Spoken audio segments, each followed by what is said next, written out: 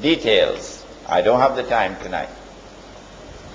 Something is going to happen which will bring the US dollar crashing down. You don't believe me? If you don't believe me, when it happens, then you will have to believe me. Yes, you will have to believe me on that day. But then you would look like a donkey. Yes, all those who have stayed confident that there is integrity in this monetary system, and this money is strong, it will never fall, and Imran is just talking nonsense. On that day, they will look like donkeys when the whole system crashes. Our Prophet has prophesied it. It's there in the hadith. He said the day will come when nothing will be of value, meaning as money, except a dinar and a dirham. And a dinar is not made of paper. A dinar made of gold. The dirham is made of silver. The sunnah of Muhammad alayhi salatu wasalam is dinar and dirham. The sunnah of all the prophets of Allah, the sunnah is dinar and dirham, gold and silver coins. We have abandoned the sunnah. We have abandoned Muhammad alayhi salatu wasalam, and we're paying the price for it. The international financial system around the world today is in the control of Jewish bankers and Jewish financiers. If they want to, they can bring the US dollar down today. They can do it. Because Washington has printed too much paper. And there are far more US dollars outside of the United States than there are in the United States. It's entirely fraudulent. If I were to do it, they'd put me in jail.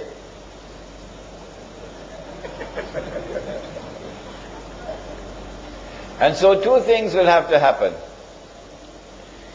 The financial system will have to collapse, and after that, the Jews will control the finances of the world. And number two, there'll have to be this spectacular display of military power.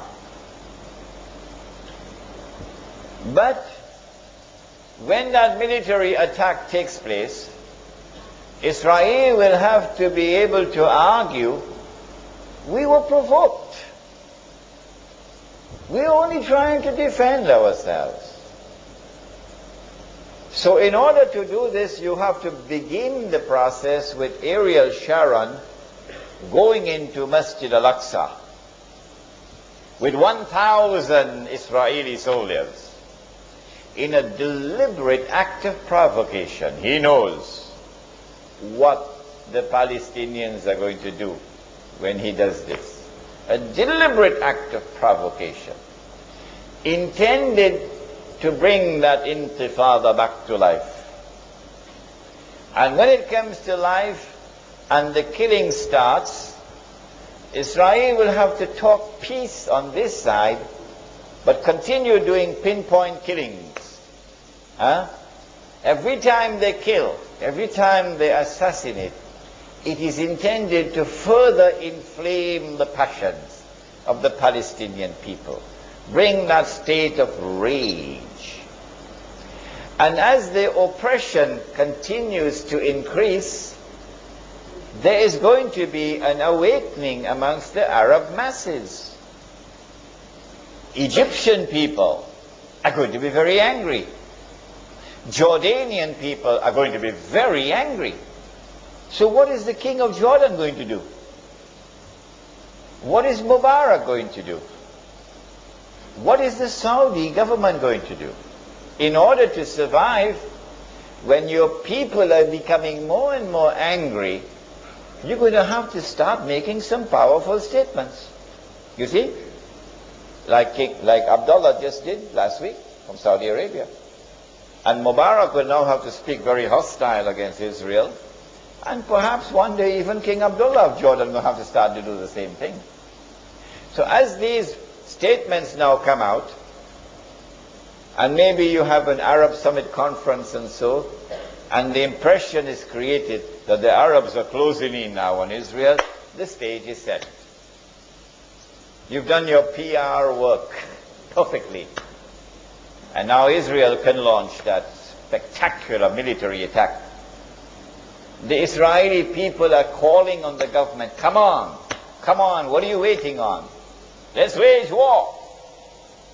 In the Israeli cabinet they're calling for it. And the government is giving the impression to the world that we are restraining ourselves. How long will it be before that takes place? I don't think long.